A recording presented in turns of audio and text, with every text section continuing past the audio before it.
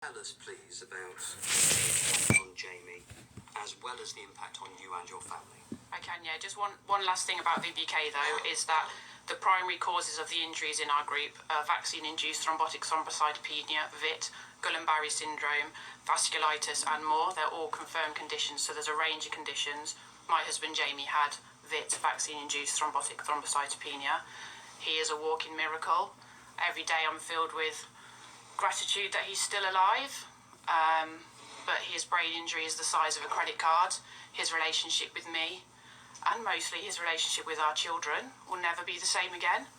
And I have this constant conflict of that gratitude with the grief that goes with how different life is, and then the guilt for the others in our group who I know would just want 5 more minutes with their loved one. Jamie is amazing. He was in a coma for 4 weeks and 5 days. He's had significant brain surgery, and he was in rehab for 124 in total. When he came home, he was able to watch our son's nativity, but in a very different way. He's blind in both of his eyes in his upper right quadrant. He'll never drive. He'll never live totally independently. He can't look after our children for long periods of time independently. He can't split and divide his attention. He has no high functioning ability. He has short-term memory loss. He has processing information challenges. He has auditory challenges. He has chronic fatigue. He has severe headaches. He's had over 300 medical appointments since we've been home, and they're ongoing. And just everything is different, from how he responds to situations, to how he shows his emotions, to how he interacts with our children. From what you've said, that he is unable to work. Yeah, he'll never be able to work again. He had a really high-functioning, high-stressful, multi-international job that he loved, and he was just as cool as a cucumber. He balanced me out, and now he's got all these new feelings, and he often describes that he can see this video playing in his head and how he should respond and how should things come out, but the bit in between is it all gets muddled. So he's got aphasia, which means that sometimes he can't find or think of the right word, which might mean he calls our children the wrong name, or he'll go upstairs to get something and come down with something completely different, or he'll go to the shop with some support and he'll forget what he's gone to get and come out with different things that don't make up a shopping list that you can't cook anything with. But every day he tries, and it's tiring, and we're grateful that he's alive, but at the moment he doesn't feel like he's living, and he was full of so much life.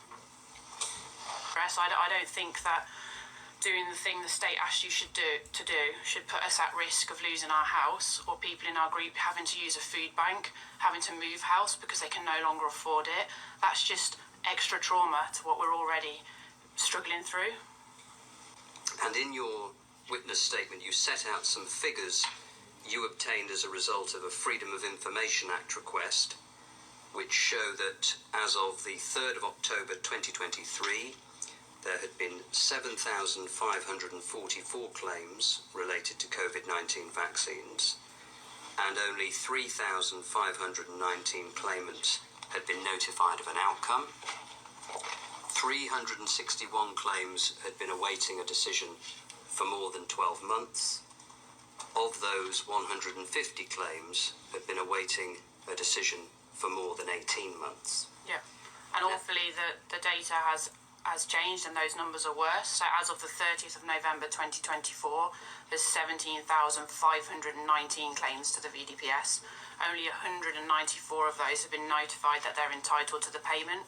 416 people have been told that they are unsuccessful because although causation is met, they are not, inverted commas, disabled enough. And of that, there's 1,027 people still waiting 12 months later. Within that, 438, 18 months, and 126 are still waiting nearly 3 years later for the outcome of their claim. What sort of impact is this having on your members, the amount of time they're having to wait for these claims to be processed?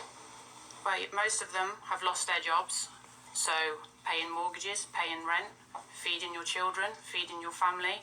Some people there, Dr. Stephen Wright, he died from VIT, one of the first within our group. His wife has lost his income. She looked after the family and brought up a beautiful household that's now without a daddy and without fair income.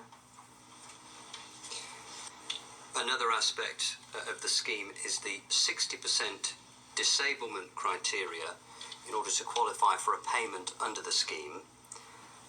Could you explain to us the problems that has posed for your members?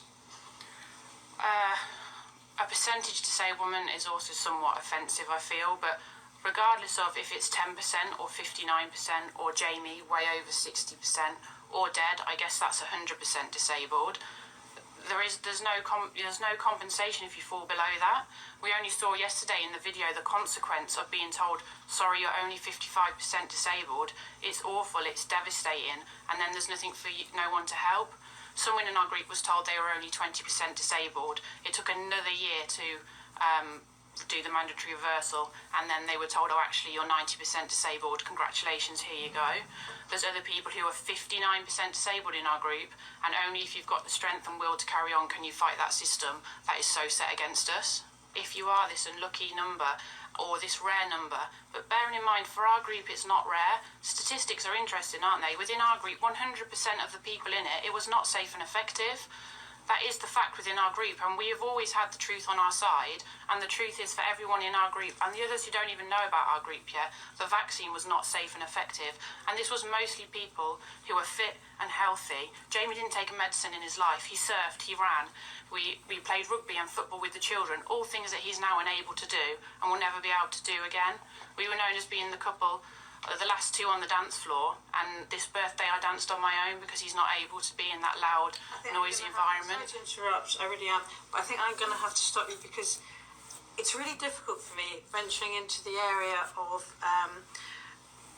where we're talking about scientific evidence and acceptable safety levels. That's something we'll discuss with the experts, and I'm really sorry, but it's more of a scientific, evidence-based, as opposed to just the individual circumstances. No, that's what we're asking. We want you to look at that. Horrible. It's endless. You can listen to these stories over and over again, and it's really sad how people here are continuing to ignore these things. So, yeah, again, while it'd be nice to actually discuss the vaccine injuries and what happened with that, 2006, 2013, I mean, it'd be nice, and it'd probably help people if we could understand those things a little bit better about basic human functioning, bacteria, infectious disease, but we seem to completely not even want to educate about that and just push dangerous drugs on people. Really stupid. Yeah, so as much as that should be talked about, we're kind of trying to get people to acknowledge the child pornography and animal pornography being made, some of which is being made with some of the vaccine injured children here who can't talk and tell you about the abuse they're going through. I know, we deserve whatever on the side, right? I know, all that's real too. All the investigations, watching the crazy person, the schizo, the non-vaxxer, whatever it is,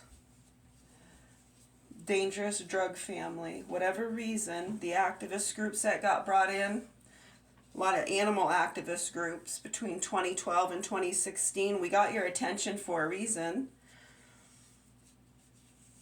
To help the children, not the dogs. Wow.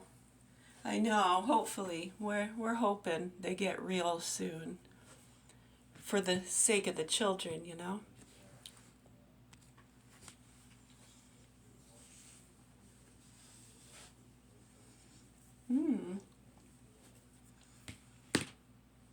Good, thank you.